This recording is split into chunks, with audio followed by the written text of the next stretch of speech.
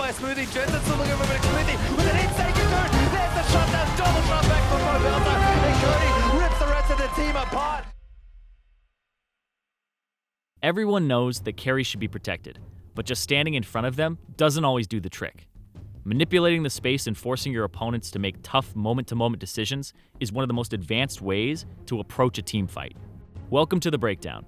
I'm Zirene. This week, we're going to be looking at the final fight in Game 3 between Immortals and Cloud9. And specifically, I want to look at the spacing from Immortals during the fight. Let's start with the compositions. Cloud9 have a composition that favors clustered team fights. Orianna Shockwave, Shen Shadow Dash, and Varus Chain of Corruption are all devastating when fighting in chokes. This means Immortals want to fight out in the open and away from one another to avoid Cloud9's abilities. Immortals' composition is focused on disruption. Kled looks to accomplish this by diving the backline and causing panic, while Elise, Thresh, Xayah, and Taliyah disrupt by providing crowd control. This means Immortals want to separate the enemy to look for picks in the fight, kite back, and bait key abilities which would allow them to then turn the tides of the fight. Let's get into it. Pobelter uses Weaver's Wall to block off Contracts from accessing the Drake, but it actually bumps him onto the wrong side of the wall. Now, Pobelter and Olay are forced to turn and pressure Contracts to either get him to pop Ragnarok early so they can zone him later, or at the very least, zone him away now. Impact channels Stand United onto Contracts to get into the fight, and in response, Olay drops down the box to slow both the Shen and Olaf while Pobelter kites down. This creates space and ultimately allows Immortals to spread out to avoid C9's win condition. As Shen arrives, Olay throws out a Flay that knocks back Impact but also covers the possibility of a Shadow Dash. This prevents Impact from reaching a good target right away and gives Pobelter room to run from Contracts as the rest of Cloud9 arrives. Impact finally uses his Shadow Dash, hitting the only available target in Olay. Olay then flashes away from his own team to draw C9's attention off the mouth of the Dragon Pit. Cloud9 then tunnel on Olay, burning in Sneaky's Chain of Corruption just to lock him down, which could and should have been used on much higher priority targets. Because Olay pulled C9 downriver, Contracts missed his opportunity to be in range for a Smite steal.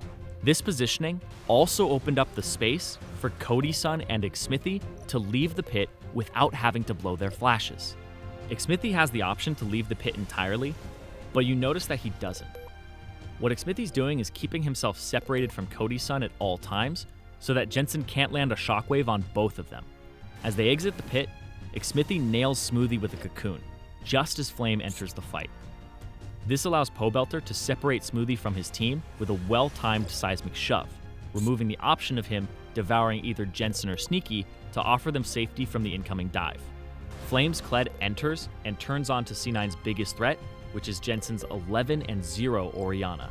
Even though he gets exhausted, Flame's goal is to push back C9's carries to allow his own to deal damage without having to worry. Flame jousts in, pressures Jensen, and dashes back out while popping Gargoyle's Stone Plate to give him more time to remount and save his Guardian Angel. Because of the pressure from Flame, Sneaky makes a critical mistake and paths away from the majority of his team. Because Impact no longer has his Shadow Dash or his Spirit's Refuge, Cody gets to flash forward and deals over 2,300 damage to Sneaky in 2.5 seconds. During this time, Smoothie had actually been running up into a position to try and eat one of his teammates over the wall. But with Sneaky dead, now his only option is to rescue Impact. With Devour no longer available to save a squishy target, Xmithie recognizes he can make a play. C9 lose vision of Xmithie for a brief second, and he flashes the wall, landing his CC onto C9's remaining threat in Jensen. Pobelter is immediately ready to follow up, and flashes just a half second later to help out his teammate. Pobelter's Seismic Shove hits Jensen and Contracts into an Unraveled Earth combo, and Cody Sun comes around to clean up the fight. People gave Jensen a hard time about not using his Shockwave here, but how many opportunities did he really get? Overall, it's not just on Jensen. It's on the team. C9 failed to control the mouth of the Elder Dragon pit and set Jensen up. Because of Immortals' great positioning and zoning in this teamfight, Jensen was only ever in range to ulti one target at a time. It's hard to say that Jensen made a mistake. He was looking for a game-changing ultimate, but Immortals never presented that opportunity. They moved around and manipulated their opponents, and that's what made the difference. These are the moment-to-moment decisions you have to make in a teamfight. When it goes wrong, sometimes it's because you made the wrong call, but sometimes you just get outplayed. Hey everyone, Zirene here. If you see a play that you think deserves a breakdown, tweet at me at LOL Zirene and use the hashtag #TheBreakdown.